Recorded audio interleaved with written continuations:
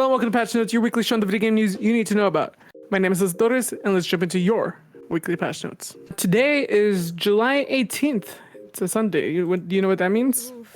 718. Correct, unless you're in another country and it's 187. 187. Ooh, you decide. Today is National Caviar Day. You know those fish eggs. You ever have some good old caviar, McKenna?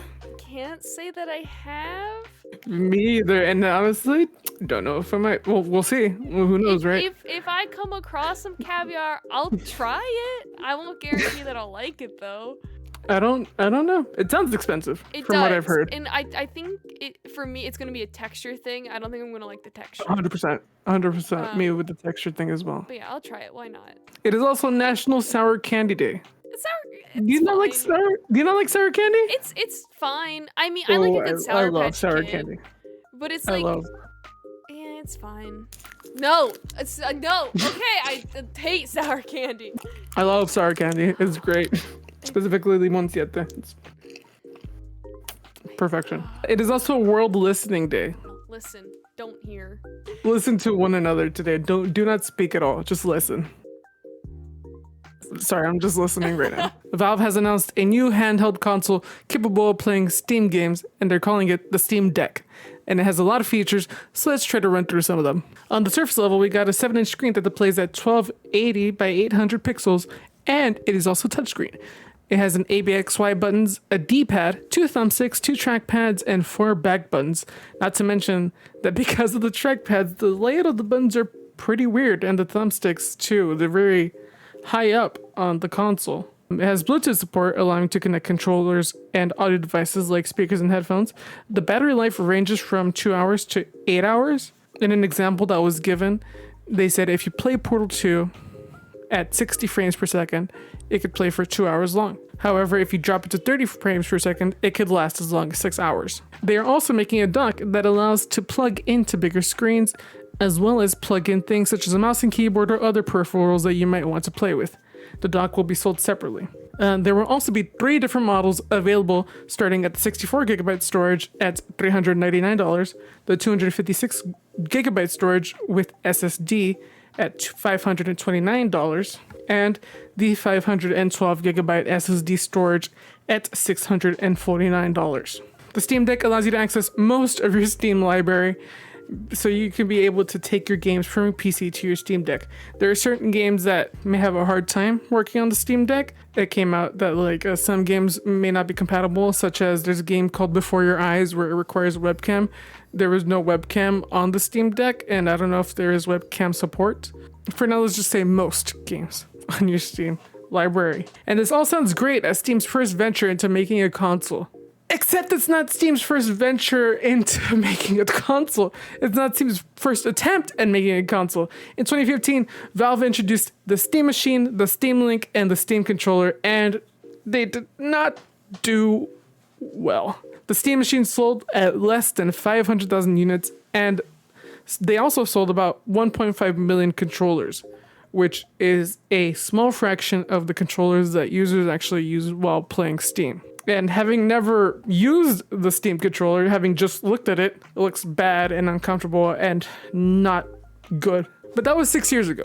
So we'll just have to wait and see if Steam has learned their lessons in December when the Steam Deck releases. For the 25th anniversary of the Persona franchise, Alice has announced that they will be celebrating with a year of announcements starting in September, and we will be getting 7 announcements throughout the whole year. And historically, the Persona games have delayed releases in the West, such as Persona 5 Strikers, but with both Atlas Japan and Atlas West making this announcement, it seems likely that whatever gets announced will come here at roughly the same time.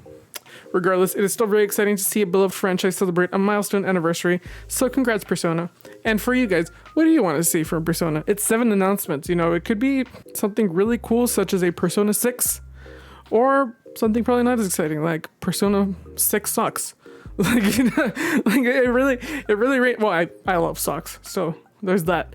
But what do you want to see from this Persona announcement, festival, year, whatever you want to call it, anniversary? Let me know in the comments below. McKenna. Yes.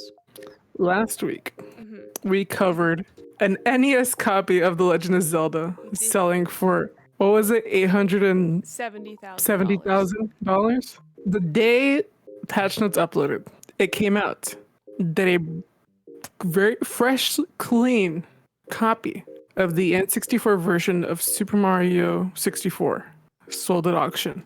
How much money Oh no. do you think this sold at? Now, you have the Legend of Zelda copy for reference at 870. I'm gonna go 1.5 million.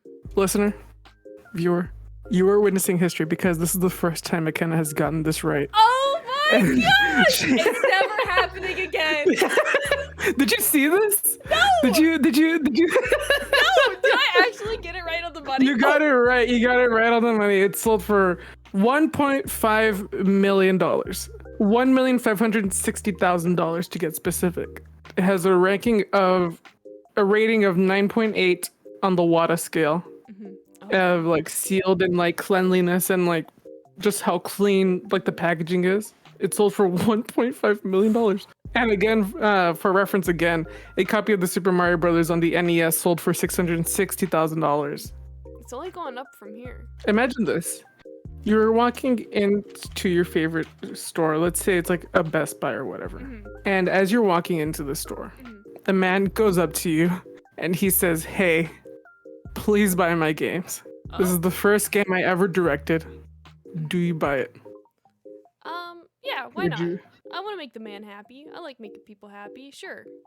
What if I told you that man would one day become Hideo Kojima, one of the world's greatest video game directors of all time? I better get a credit in one of these games then. It was reported that when Hideo Kojima made the first Metal Gear game, he would go out to stores in Japan and print out flyers and pass them out to get people to buy his game.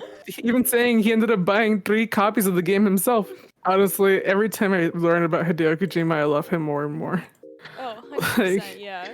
Like, this is the first game he directed, and it was at a weird time where it wasn't on the Famicom, the family computer yet. It was like on another console, and then it was coming to Famicom later on. So it wasn't in the game aisles. It was in like a tech store. Oh. And so it was like really hard to find. So he would go up to people and ask them, "Could you buy my game?" Like, he would have to go up to them.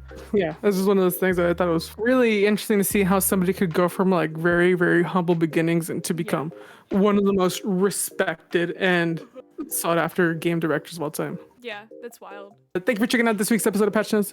Be sure to follow us on social media. I am at Caesar Towers. McKenna is at PotterPants212. Thank you for checking us out, and be sure to check in next week when we give you your weekly Patch Notes.